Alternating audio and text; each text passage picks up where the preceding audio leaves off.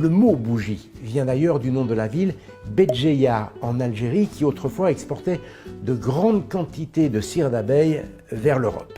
À l'origine, les bougies sont fabriquées avec de la cire d'abeille. Cette cire est prélevée dans les ruches.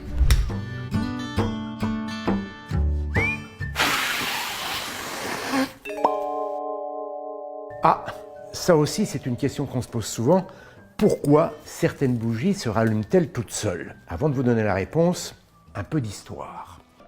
Même s'il est difficile de faire la part des choses, le gâteau d'anniversaire avec les bougies plantées dedans est une tradition relativement récente. On aurait commencé à les souffler au début du 19e siècle, en Allemagne. Dans un texte datant de 1802, Goethe, le célèbre poète allemand, fait référence à la fête organisée pour ses 53 ans au milieu des gâteaux et des bougies.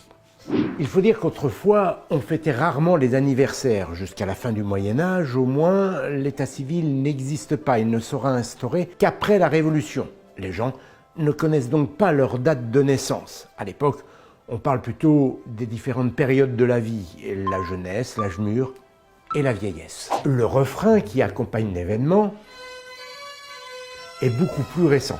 La partition a été composée en 1893 et les paroles « Happy Birthday to You » ajoutées en 1924. Quant à la version française, elle date de 1951. On fête donc cette année ses 70 ans. À l'origine, les bougies sont fabriquées avec de la cire d'abeille. Cette cire est prélevée dans les ruches. Le mot bougie vient d'ailleurs du nom de la ville Béjaïa en Algérie qui autrefois exportait de grandes quantités de cire d'abeille vers l'Europe. Depuis le début du XXe siècle, la plupart des bougies est fabriquée à partir de paraffine. Il s'agit d'une cire minérale dérivée du pétrole. On trouve également des bougies produites avec de la cire végétale, issue du colza ou du soja. Mais quelle que soit l'origine de la cire, toutes les bougies sont fabriquées de la même manière, suivant le même procédé. La mèche est installée dès le départ dans un moule. Puis, on coule de la cire tout autour de cette mèche et voici le résultat.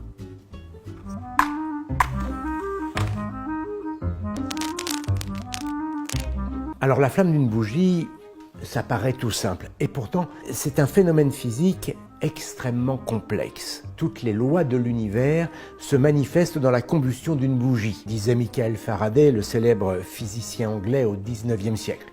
Plus connu pour ses travaux sur l'électricité, l'inventeur notamment de la cage de Faraday. Je vous éclaire.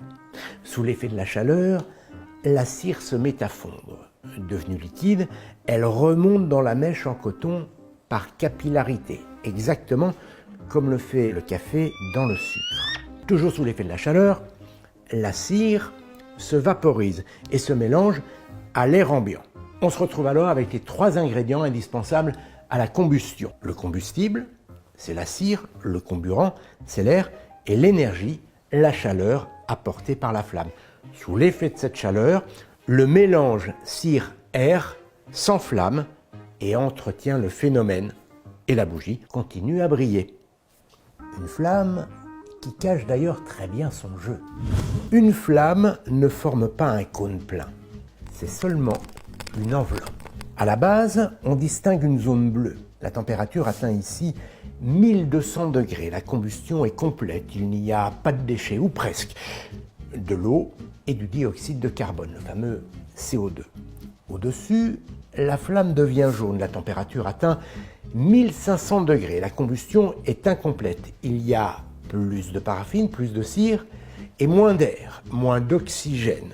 Une grande partie a été utilisée au niveau de la zone bleue. Il se forment alors des composés à base de carbone. Vous savez, les fameuses suies, ces particules noires qui s'accumulent au-dessus de la flamme. Ce sont ces particules qui, chauffées à blanc, rayonnent et produisent de la lumière. Alors quand on prive la bougie d'un de ces éléments, l'oxygène, la chaleur ou la cire, elle s'éteint.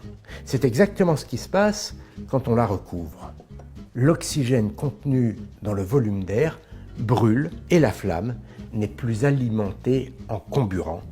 Attention, si vous faites l'expérience chez vous, la présence d'un adulte est indispensable, on ne joue pas avec le feu. Et quand on souffle dessus, que se passe-t-il ? Quand on souffle sur la bougie, on repousse la flamme, la température autour de la mèche diminue et la combustion s'arrête. D'ailleurs, si à ce moment-là, vous approchez une flamme de la fumée qui se dégage de la mèche, comme ceci, le mélange s'enflamme à nouveau, redescend jusqu'à la mèche qui se met à brûler. Mais pourquoi certaines se rallument ? C'est parce qu'on y a rajouté un élément en général du magnésium dont le point de combustion, autrement dit la température à laquelle il s'enflamme, est inférieure à celle de la paraffine. Du coup, quand on souffle sur la flamme, la chaleur résiduelle suffit à enflammer le magnésium contenu dans les gaz, la température monte et la bougie se rallume. C'est magique. Bon allez, il faut que je vous laisse, la petite caméra s'impatiente, il faut que j'aille souffler mes bougies pour manger le gâteau.